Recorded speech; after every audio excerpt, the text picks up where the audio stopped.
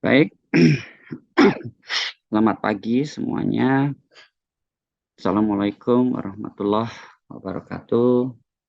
Shalom, namo buddhaya, Om Swastiastu, salam kebajikan, salam sejahtera, salam sehat untuk kita semuanya. Pada pagi hari ini kita akan memulai perkuliahan untuk mata kuliah perancangan tapak lanjut.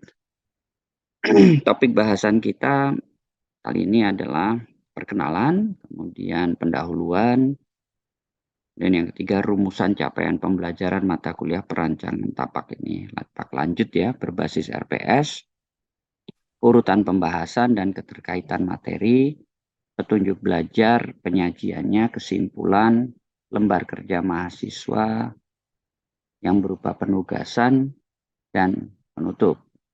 Mata kuliah kita harus terkait dengan tujuan pembangunan berkelanjutan atau yang disebut dengan Sustainable Development Goals, biasa disingkat SDGs. Deskripsi mata kuliah. Mata kuliah ini merupakan mata kuliah lanjut bagi semua perencanaan tapak, baik itu untuk skala persil, coupling, sampai dengan blok, super blok, dan kawasan. Perencanaan tapak adalah ilmu untuk merencanakan fungsi dalam tapak sampai dengan perancangan perwujudan bangunan gedung. Bangunan bukan gedung dan vegetasi yang ada di dalam tapak kajian kita. Dan selanjutnya kita masuk ke sistem perancangan tapak ini secara umum itu bagaimana. Pertama ya Anda memahami dulu ilmu tentang perancangan tapak, kemudian Anda melakukan pemilihan tapak, survei ke lapangan, melakukan analisis, melakukan sintesa. Nah, itu yang harus dilakukan oleh mahasiswa. Nah, kita lihat bahwa Anda harus melakukan kajian terhadap elemen tropis yang ada di tapak Anda. Anda harus mengkaji terkait matahari. Jam berapa terjadinya sunrise, jam berapa sunset, jam berapa itu terjadi panas terik. Sudutnya datang dari arah mana? Arah mata angin itu dari arah mana? Kemudian tenggelamnya di arah mana? Belum tentu barat persis dan timur persis ya. Nah kemudian sudutnya, sudut daripada sinar matahari itu penting untuk menentukan bukaan-bukaan di bangunan Anda dan menentukan tanaman-tanaman yang cocok.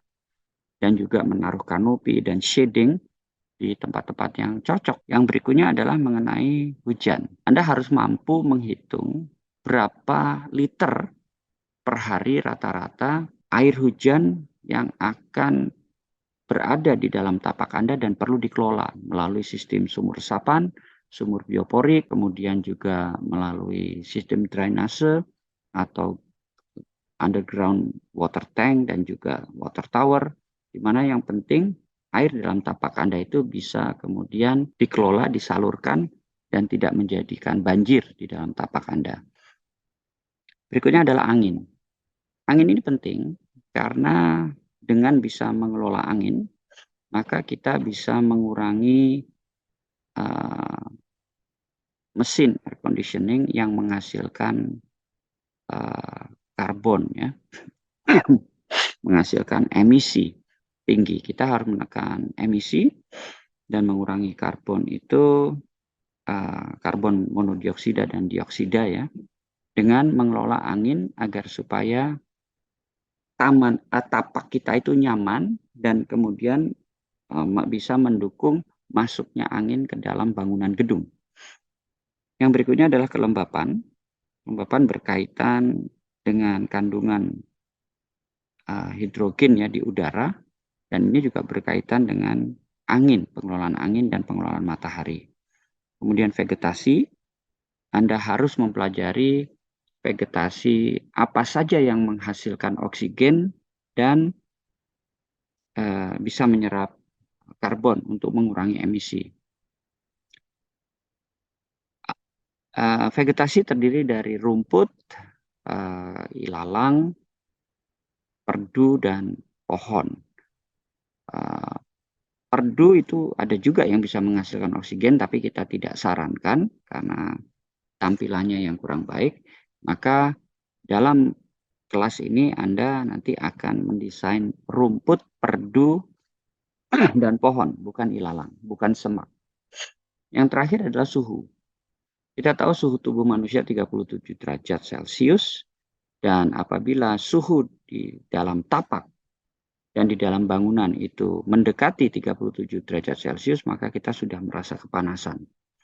Nah, ini perlu dilakukan re-engineering di dalam tapak, pengelolaan arah matahari, dalam hal ini pengelolaan panas matahari, dan peletakan serta pemilihan vegetasi untuk menghasilkan suhu yang nyaman di dalam tapak Anda, dimanapun Anda berada.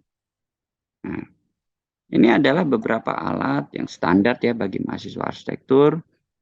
Sebelum survei ke lapangan, ada rapido, ada spidol, ada pensil, ada ballpoint, marker, kemudian pensil berwarna, kemudian penggaris. Kemudian kita mulai dengan menggambar tapaknya yang ada. Kita melakukan persiapan-persiapan dengan mempelajari apa yang dilakukan dalam pelajaran tapak. Tidak hanya materi dari saya, tapi ini materi dari berbagai macam sumber untuk melengkapi metodologi survei Anda di lapangan, gitu ya. Dan kemudian kita bisa masuk. Nah, ini adalah gambar tapak Anda. Dan kemudian tadi ada sudah mengidentifikasi utara, barat, selatan, dan timurnya ya. Nah, ini juga ada beberapa alat bantu untuk menggambar pohon ya, yang Anda ketahui.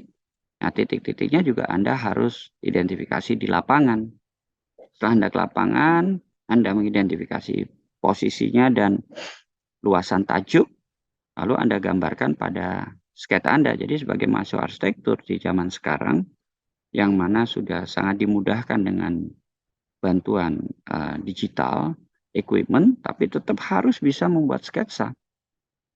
Karena di sini diperlihatkan garis delineasi ya, atau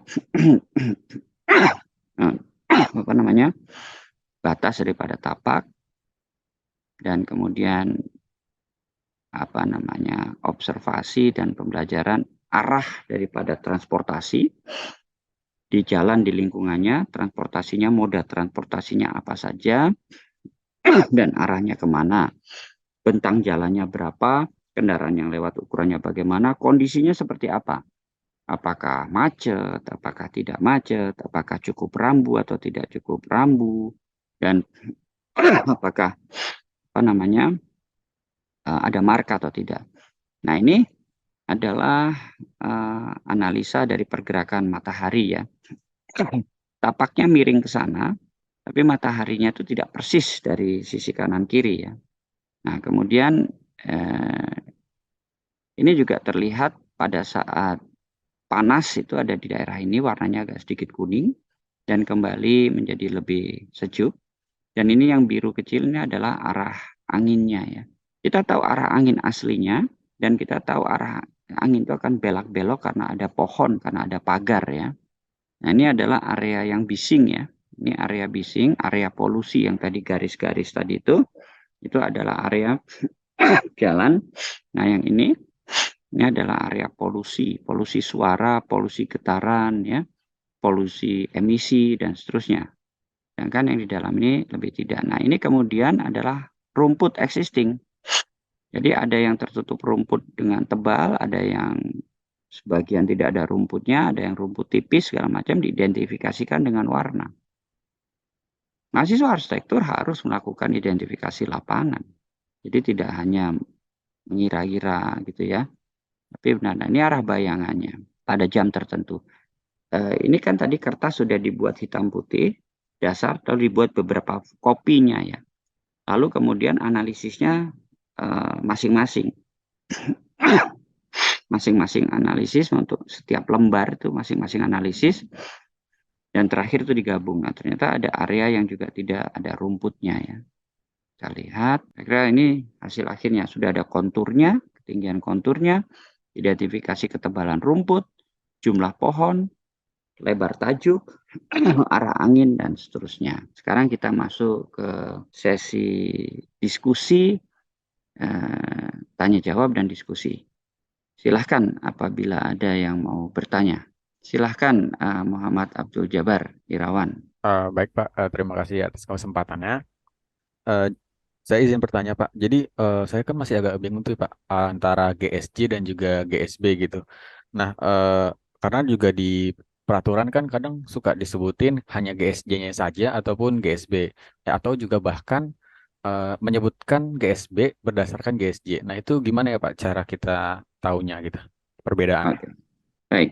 GSJ atau garis sempadan jalan adalah jarak dari pinggir jalan ke dinding terdepan bangunan gedung di dalam tapak. Kalau kita bicara jalan, kita tahu bahwa jalan itu terdiri dari badan jalan, kemudian bahu jalan untuk satu jalur ke arah sana misalnya. Itu adalah terdiri dari badan jalan dan bahu jalan. Bahu jalan tidak boleh digunakan untuk kendaraan yang dalam kondisi tidak emergensi. Bahu jalan hanya digunakan oleh polisi, pemadam kebakaran, ambulans, dan yang dalam kondisi emergensi, berhenti dan seterusnya. Semua kendaraan berjalan itu harus lewat bahu jalan, lewat badan jalan. Nah, badan jalan ini terdiri dari lajur. Bisa satu lajur, bisa dua lajur, bisa tiga lajur, dan seterusnya. Dalam jalur yang sama. Nah, jalur yang ke arah sana itu berdampingan dengan jalur yang mengarah kemari. Nah, di antara dua jalur ini ada yang namanya median jalan. Jadi yang namanya bahu jalan, median jalan, badan jalan, bahu jalan, itulah jalan. Nah, tepi jalan itu biasanya adalah trotoar untuk pejalan kaki atau kita sebut pedestrian. Pejalan kaki itu pedestrian. Trotoar itu adalah tempat pejalan kaki. Lalu kemudian pagar, lalu halaman, lalu bangunan gedung. Atau pedestrian, lalu bangunan gedung. Tanpa halaman. Di beberapa tempat, di area komersial, itu kadang-kadang tidak ada halaman. Jalan, kemudian pedestrian, trotoar yang lebar, lalu kemudian bangunan gedung. Nah, jarak antara tepi jalan ke dinding terluar daripada bangunan gedung itu sempadan jalan.